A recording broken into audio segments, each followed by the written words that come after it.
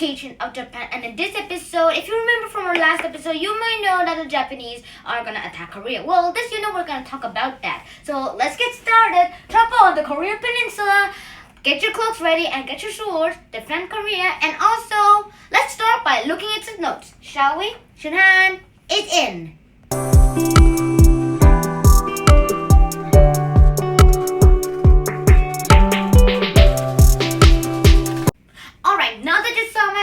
Let's get started on the video. Alright, if you remember from our last episode, you might know that Toyotomi Hideyoshi is about to attack Korea. Well, in this lesson, we're going to talk about it. That's why we just said trouble on the Korean Peninsula. Let's get started. Let's get into the story. So before we need to get into the story, we need to know the names of these four islands. There's the Hokkaido, Honshu, Shikoku, and Kyushu. Well, Kyushu, Shikoku, Honshu, Hokkaido. Sorry, I'm not very fluent at Japanese. Right. So after the unification of Japan, Toyotomi Hideyoshi noticed that he had four islands full of samurai veterans. There was a high possibility that one of the samurai veterans will attack him and maybe betray him, and also there is a low possibility of peace period. So he decided to keep these samurai veterans active by making an empire in Asia all the way from Japan to India. Probably here. The map was larger. Well. First, he had to conquer the nearest country, which is Korea, my country. So he went there with all those samurai warriors and went to attack Korea. All right, before the invasion of the Japanese, the current king of the Joseon dynasty, Sonjo. Here I write his name. Sonjo.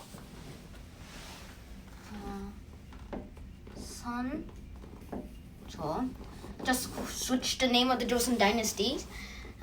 Here I'll also write the Korean Sonjo. Right. This current ruler sent 2 envoys to Japan, just in case. What is an envoy? Well, an envoy is a messenger from a government. Usually they use it to give messages to other countries or just like spies. The 2 envoys were, well, there was a kind of miscalculation for the Sonjo. The 2 envoys were from 2 major political groups in the Korean Joseon dynasty government, but their 2 groups were always arguing. Those groups are the West faction and the East faction. Here, I'll write it. West and East faction. West faction, East faction. As I said earlier, they were always fighting each other. Whatever one faction says, the other just says the opposite. Yeah, well. Oh well. Alright, so one of the envoys was from the West faction and the other was from the East faction. And when the 2 envoys returned to Korea, the Sonjo, the king, asked them what they saw. The West faction envoy said that the Japanese were going to invade Korea with firearms. Firearms are guns, another saying. The East faction opposed this idea and said that Japan is not ready to attack and they don't have firearms. This made a mega confusion for Sonjo, and he deleted the East faction. Well, that's not good. Alright, after the Japanese invasion started, Sonjo realized his mistake, so he decided to fight the Japanese on land. Also, he sent out the greatest admiral of all of Korean history to fight these Japanese invaders.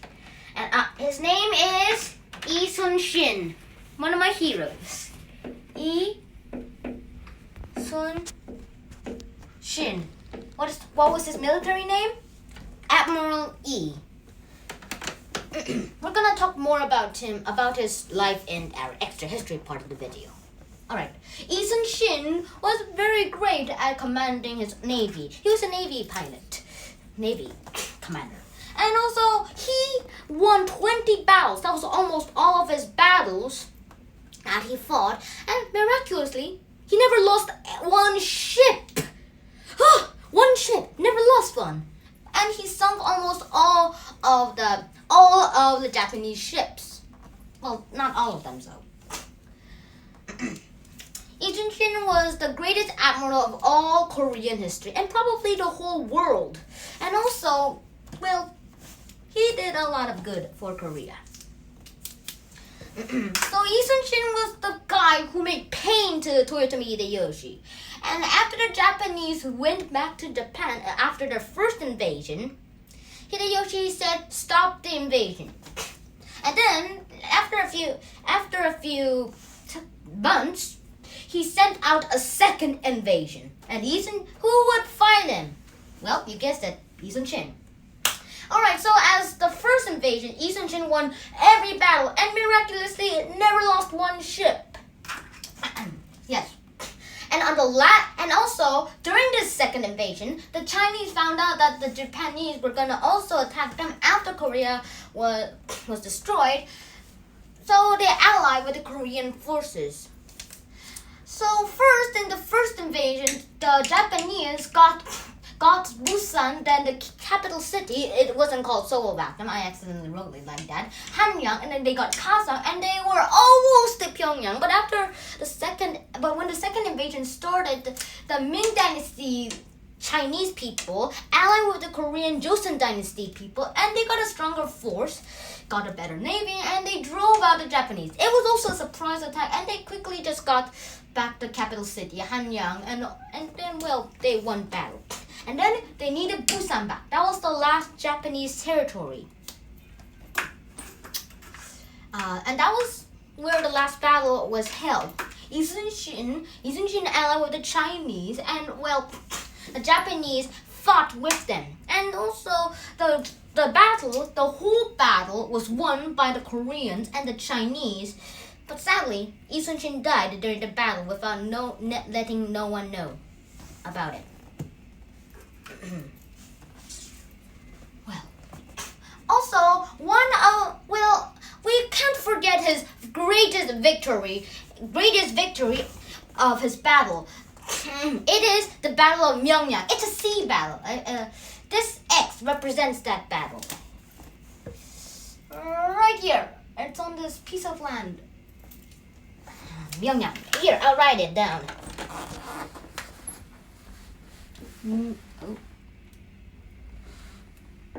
Myeongnam. We are currently recording this video in Myeongdong. Well, name differences. What a coincidence. Right, Myeongnam was his greatest battle where he got his greatest victory, and then, well, that's when the first invasion was held, and, well, we're gonna talk about that in the extra history.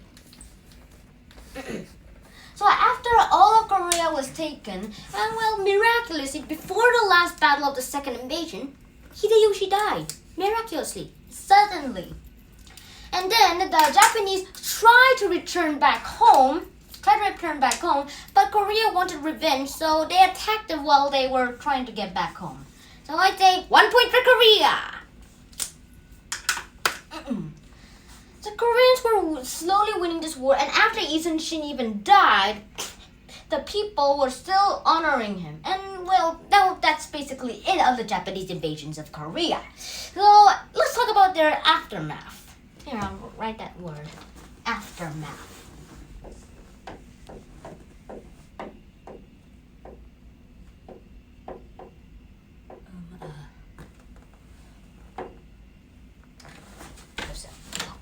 The aftermath of all of the three countries after the wars of the 7 years were, well, kind of terrible. Let's start with Korea, the Joseon Dynasty. All right. The aftermath for Korea was very terrible.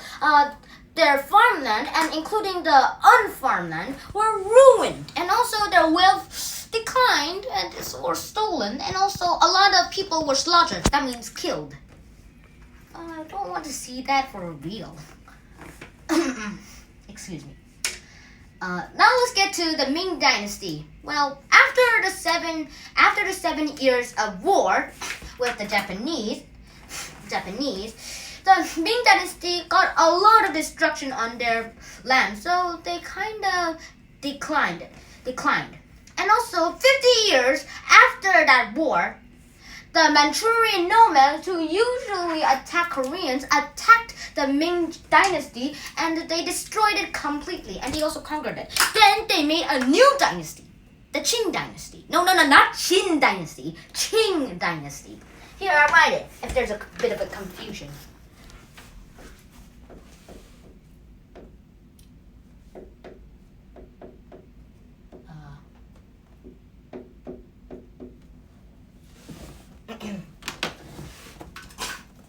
All right. Now let's get to Japan. Well, Japan is so-so. Well, Japan got, after the Hideyoshi's death, Hideyoshi got a son, but he was killed by a jealous superior who was greedy. I have to say myself. His name was Tokugawa Ieyasu. Here. Tokugawa Ieyasu. Tokugawa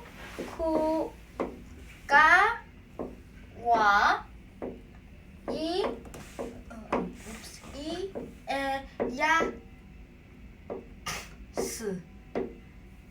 Well.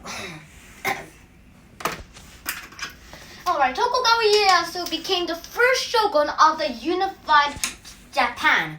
And also he wanted peace in Japan, so he started a period called the Edo period. Well, what is Edo? Well, Edo is a city right here. And if you're wondering where Edo is, it's modern day Tokyo. And it's the capital city. He started the Edo period, and it lasted for 265 years. And for those 265 years, he made peace, well, by canceling too much stuff. Here, I'll write that period's name. The Edo period.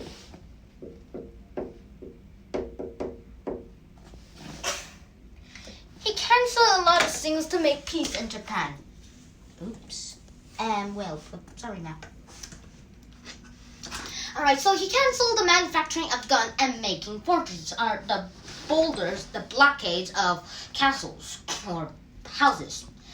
And also, he also banned trading with the Europeans or any other trader, and also Christian missionaries. Well, that's too much canceling. Well, that's just not it. He also canceled any Japanese going out to visit other countries, including their former allies, if they did have allies. Well, they also weren't able to conquer other places, so this made Japan isolated from the whole entire world. Well, not exactly world. But while the Japanese were isolated from the world, a new period of time, my most famous period in time, the scientific revolution, started in Europe. So we're gonna get back to Europe in a day. So I'll see you then. Japan out. Let's try it. Oh, see you. Alright, I was just testing this omnicord. So catch it for me? Oops. Alright. Well, let's get started on our writing. I just finished my quiz and let's get started. What did you learn about the Japanese invasion of Korea? Do you listen to other people's advice when you make a decision? Well, put your answers in the comments below or just email me at my email 20. I'll just explain the rest later. Let's get started. What did you learn about the Japanese invasion of Korea? Well, I learned that the Japanese invasion of Korea was an invasion to make an empire nation stretching from Japan all the way to India. If the map was longer, it would have been right here. See? Good. Next one. Alright, next answer for this is that also this Japanese invasion was led by the greatest daimyo of all time, Toyotomi Hideyoshi. I'm not very fluent at Japanese, but still, I tried. Toyotomi Hideyoshi, well, I'd say he was very power hungry because of all these texts I've read. And also, Korea got a very good navy system, so they could win the war against Japan. And also, they got some help with the Ming Chinese people. And then that Ming Chinese people just changed to the Qing dynasty. Alright. And also, the aftermath of all these three countries, Korea, China, and Japan, were bad. Except for Japan. It was a so-so. For Korea, their wealth declined, their farmland and their land, including all this, got ruined, and also a lot of people were slaughtered of the Japanese. The Ming Chinese people also got a lot of people slaughtered, including their armies, and also, well, their power declined slowly. And after 50 years of the 7 Years' War against Japan, the Manchurian nomads, who have experienced in the Unit 9 of Season 2, the Middle Ages, attacked the Ming Chinese people and started a new dynasty, the Qing dynasty. No, not Qing dynasty. Don't get confused. Alright, the Japanese aftermath was so-so. The Japanese got a new ruler, Tokugawa Ieyasu. It was supposed to be Hideyoshi's son, but he was killed by Tokugawa. And Tokugawa made the Edo period, which is a peace period in Japan that lasted for 265 years. And also he banned a lot of things, like banned guns, banned fortresses, banned traders, European traders, banned Christian missionaries, and also banned people from the Japanese people visiting other countries. Alright, next question. Do you listen to other people's advice when you make a decision? Yes, I do. What about you? Well, I do when I was at school. I don't have the heart to say it. Well, I do listen to other people's advice when I'm at school. Look, I'm just 10 years old, guys. And I just go there and, well, I kind of listen to people. And also, sometimes when I'm playing board games, I team up with other friends, and also I listen to their advice. If they know more about the board game more, so. Well, I'll see you then. Shinhan out. Oh, and also, we're going to talk about Lee Sun-shin in this video. And that part of the video. So, let's get started. Extra history. Bang. Oh, it's worked. Alright, it's okay. Alright, today we're going to talk about Lee Sun-shin. And also, here's a surprise. The book cover of the Hanzhong History Volume 3, Age of Discovery by Stephen Poe and Han Che this person is Lee Sun-shin himself. Well, exactly. Well, and this is his famous turtle ship. Dun! Alright, so let's get started on our extra history. Dun, dun, dun, dun, dun, dun. Let's get started. Lee Sun-shin's real military career started when he was 28. Oh, and also, you might know that him as a Navy commander. Well, he first became a military commander on the land. And also, they have to say that he drilled his men. Oh, I'll explain that later. Lee Sun-shin started his military career when he was just 28 years old. He failed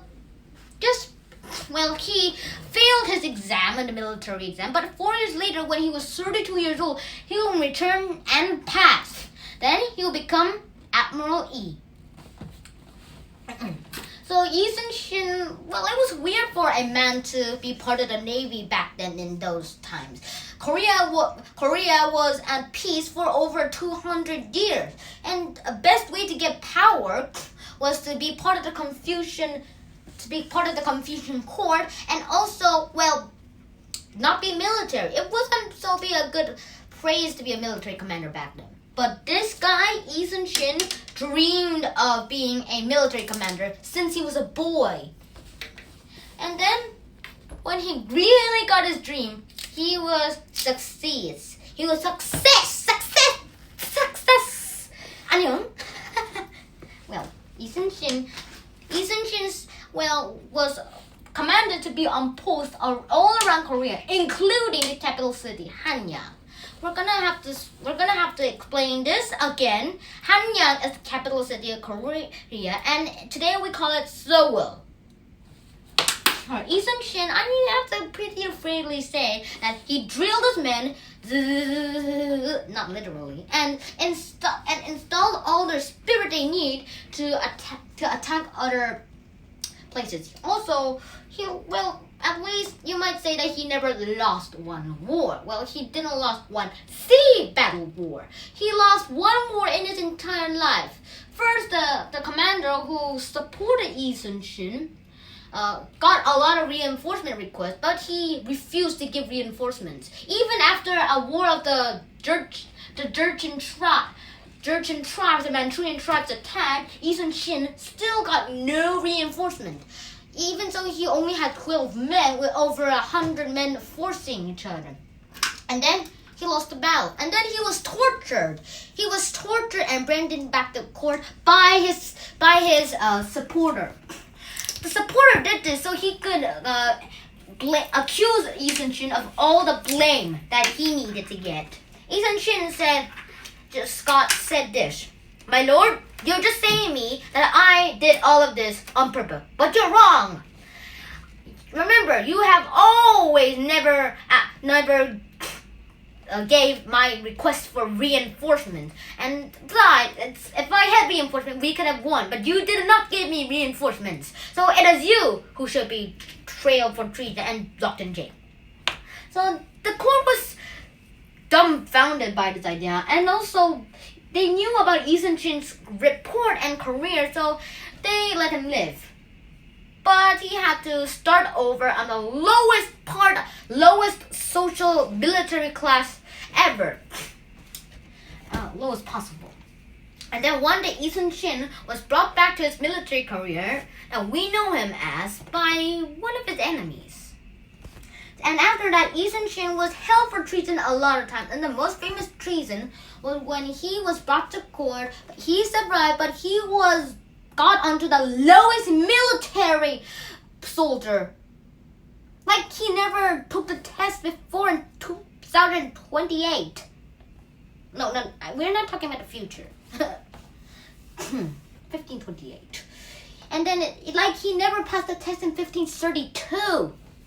Oh, that's weird. Weird.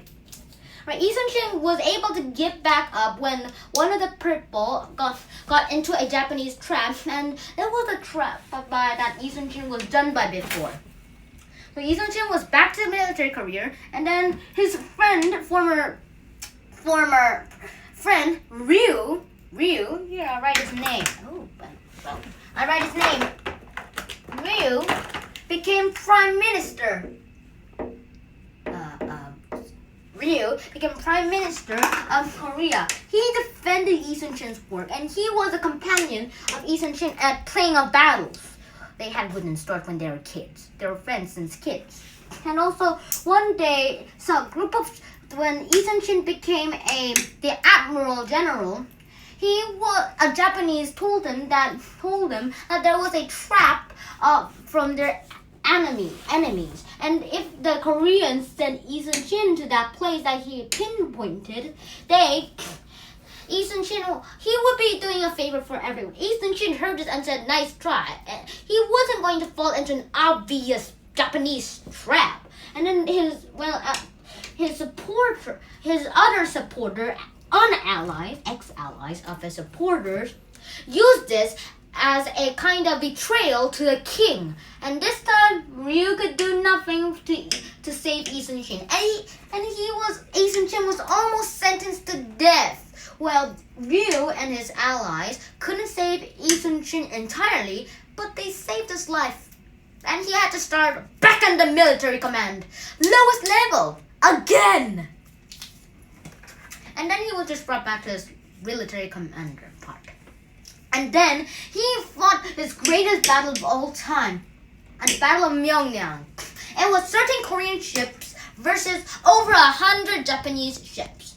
Yi Sun-shin won without losing one ship. Another battle was that he got a lot of ships. He only lost one ship, and only one Korean sailor was injured, but that was just a previous. Yi Sun-shin had a strategy. I wish I could. Can you see this part? Alright. Let's use red. Alright. Yi Sun-shin's strategy for getting the Japanese into his trap was first this. He got a warship. This is a warship for Korea. And then this is a warship for Japan. All right. So these two ships were in contact. Yi Sun-shin saw the Japanese ship, sent a small ship, a commanding ship, transport ship. The Japanese saw this ship. The Koreans ran back. The Japanese chased them. And then, when the Koreans get past here, the Japanese are dumbfounded. Korea attacks, and Japan ship gone. Well, easy to say than done. Easier to say than done. And this was so successful that Yi Sun-shin trained his men to form a shape called the crane's wing. A crane's wing. Crane's wing. This is the wings of a crane. So here, the wings of the crane is the form of the warships of Korea. And when the Japanese go here, they get surprised and all of these Korean ships attack it until it's destroyed. But one day, the Japanese knew all about these plans, and whatever Yi Sun-shin used, they would not go out of their position. So Yi Sun-shin got out transport ships and shot at the Japanese ships and killed them. And then after Toyotomi Hideyoshi died,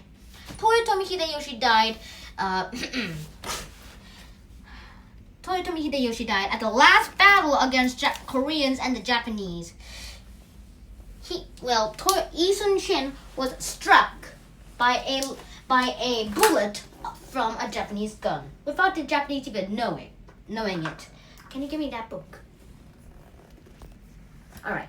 And then after a few moments, with his last breath, Yi Sun-shin said,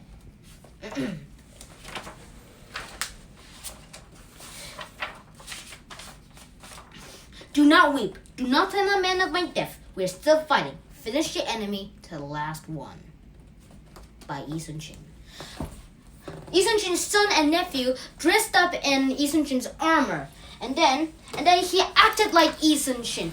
They commanded like Yi Sun-shin. They were Yi for hours. Until the end of the battle, when the Japanese fled, the Chinese admiral said to Yi that they should celebrate this day with celebration, but he was met by Yi's son instead. Then the Chinese admiral knew about his death. He wept and wept on his floor of his ship, and then when Yi Sun-shin's body was returned to his graveyard, everybody cried. I almost cried of that story. Well, I'm a Korean. And then this was the life of Admiral A. Hope you enjoyed this video, and I'll see you next time. Shanhan out. Oh, that's so sad.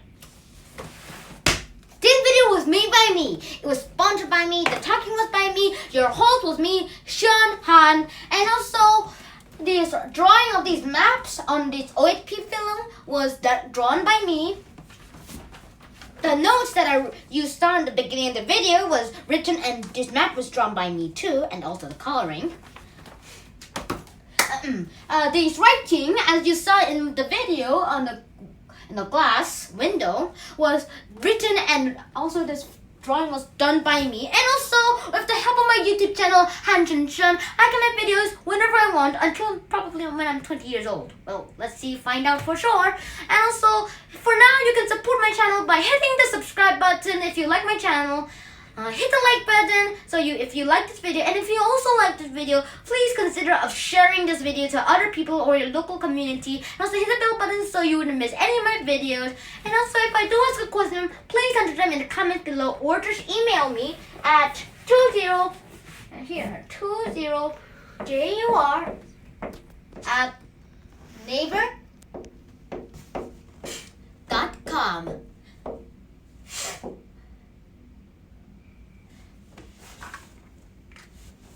Alright, and today's question is,